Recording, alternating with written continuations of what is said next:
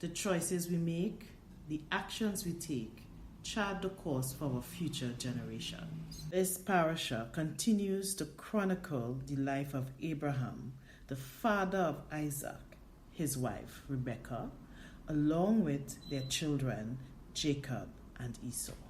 Aptly named Toldot or generations, we see the unfolding of the Abrahamic covenant taking place. Here we have Isaac, the son of Abraham, who is married to Rebekah, and they are barren for 20 years. Then they both prayed, and God answered Isaac's prayer, and Rivkah became pregnant. Curious to find out why these children were fighting in her womb, Rivkah asked Hashem, "What is the reason?" And Hashem answered her. He told her that the older will serve the younger, that there were two nations, two regimes fighting, two kingdoms fighting in her womb for the fulfillment of that particular prophecy. Jacob fought to be last and won. How? He held on to Esau's heel to ensure that he was the second born.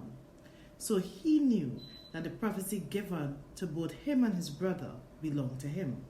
So from the selling of his birthright to the vow to kill Jacob and the marrying of women his father explicitly said not to, Esau sealed his fate as the regime that will serve Jacob. All our decisions have consequences, and one which, in the case of Esau, left him embittered.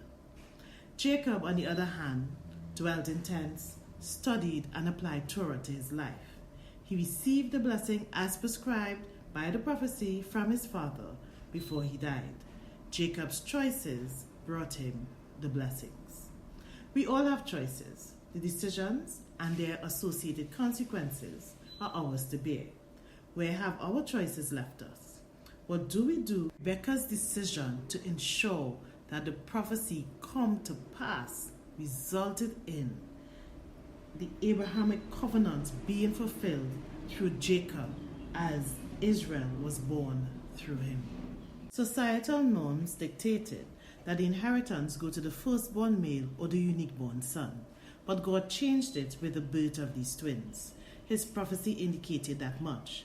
The father Isaac wasn't privy to this, and as such, Rebekah went forth to ensure that it be fulfilled.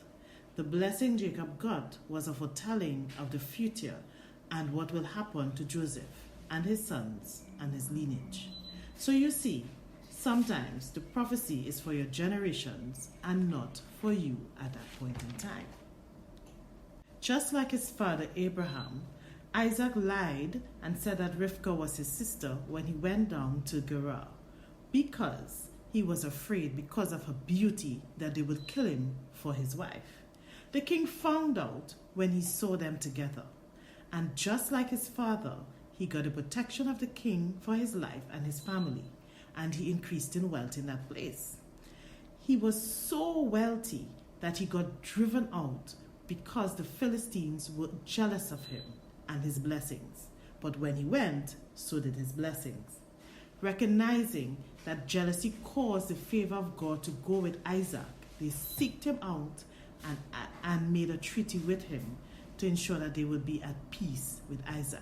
So note that wherever you go, we carry the presence of Hashem with us. Wherever we do, we carry the presence of Hashem with us. People may see us, they may see us prospering, they may become jealous of us, they may even cast us out from the place in which we are prospering, only to realize thereafter that the prosperity and the presence of God left with us when we left that place. So it doesn't matter whether or not you are in a particular country, it doesn't matter whatever businesses you're involved in, what matter home you're in, what school, what workplace, wherever you are blessed. You are blessed. And so note that we carry the presence of Hashem, just like Isaac did in Gerar. And just like when he was driven out, the people had to recognize that it was God who was with him and responsible for the prosperity of the land. This Haftarah speaks about Jacob and Esau. Jacob whom God loved, and Esau whom God hated. Yet the beloved of God, Jacob's descendants, his generations, had to be asked, if I am a father, where is my honor? And if I am a master, where is my reverence? Why? Because they had begun to take for granted their status as the chosen people of Hashem. The priests were then charged to listen and to bring honor to Hashem's name, otherwise the consequences would be a curse upon their blessings. For the lips of a Kohen should safeguard knowledge, and they should seek teaching from his mouth, for he is an agent of Hashem, master of the legions. So Father, forgive us for taking our assigned positions as the chosen for granted. May we always be aware of where you have placed us and what we ought to do, and may your name always be honored upon our lips. May we be truly devoted to you as we study Torah, apply to our lives in truth, peace, and living outstanding lives for you. Baruch Hashem.